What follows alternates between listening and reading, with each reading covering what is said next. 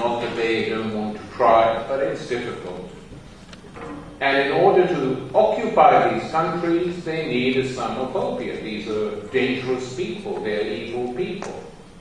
That is what New Labour people, cabinet ministers, used to say in private to anyone if you ask them, why are you doing this and you don't know how evil these people are. The word evil became part of political discourse.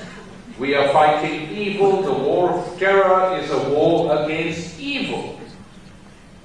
And evil has become now a description which can be used against anyone who opposes the United States.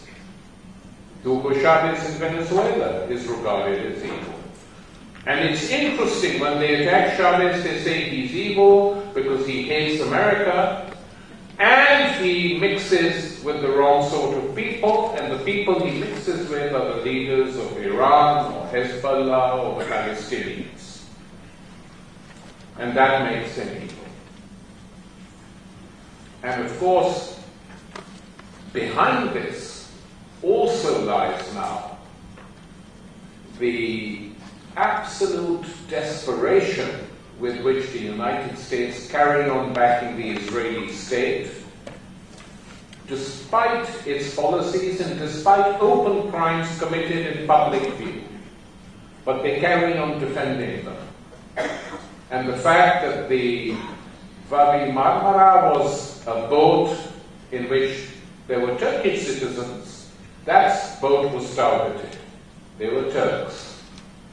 Even though Turkey is a NATO ally, they were Muslims. Or if you look at another appalling situation which exists on the globe, the continuing repression, rape, torture, imprisonment of Kashmiris in what is effectively Indian-occupied Kashmir. I mean, there are horror stories that have not come out from there. Or they are known, but they're not published in the media. And that too is because the majority of the population are Muslims. And the Indian government too has got caught up in this war on terror. There were Israeli generals who visited Kashmir to give advice, because of course we know how expert they are at dealing with Palestinians, so they gave advice on how you can deal with your Palestinians. But now in India you have other problems too. Not just against Muslims, but against a Maoist peasant insurgency in different parts of the country, and exactly the same sorts of tactics are being used against them. So this is a situation which is going to continue. If you read the American press on South America, those people are evil. They're evil because they're challenging the United States, so none of them is a Muslim. Islamophobia is used against Islam, against the Islamic world, and it's from that point of view, one of the tragedies, if you like, on one level of the Islamic world is that the bulk of the world's cheap oil lies underneath Muslim lands, and so it is used against them non-stop. As for the notion that Islam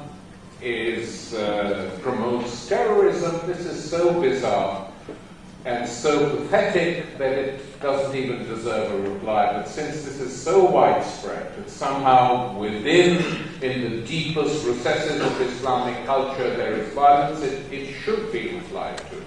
That Europe forgets its own history. Europe forgets that in the late 19th and early 20th century there was a wave of terrorist attacks that were carried out.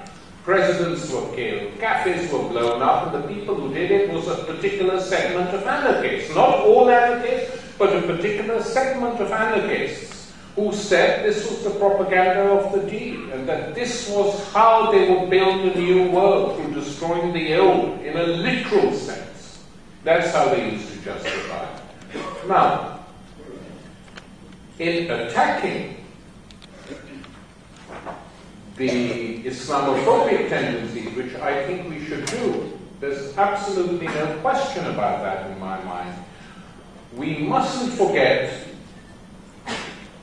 that those of us who consider ourselves socialists can't just do that. Because we have another task.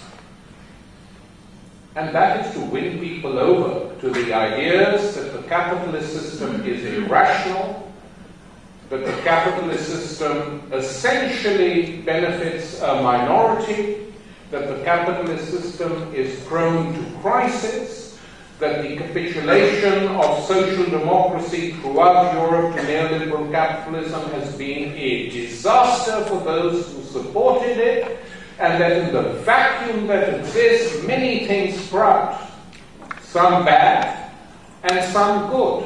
And it is our duty as socialists to make sure that the plants we plant today grow and are nurtured, because after all, we believe in a society where there is genuine popular sovereignty on every level, in factory and farm, in locality, in region, in country.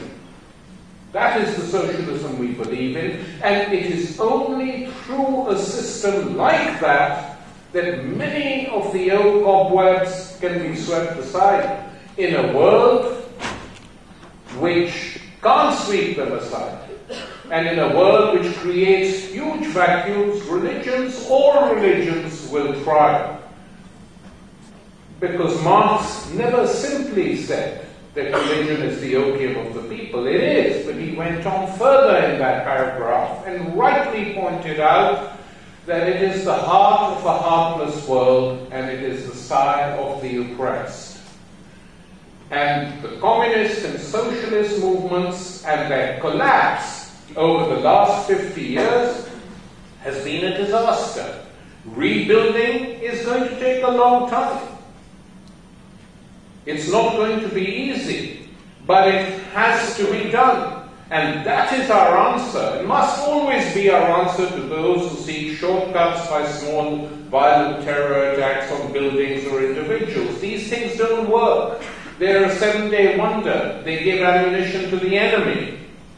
They never actually work, and they have never yet succeeded in transforming society. And that is a message which, as socialists, we have also to say to many, many young Muslims who are reluctant yet to understand that this is the way forward.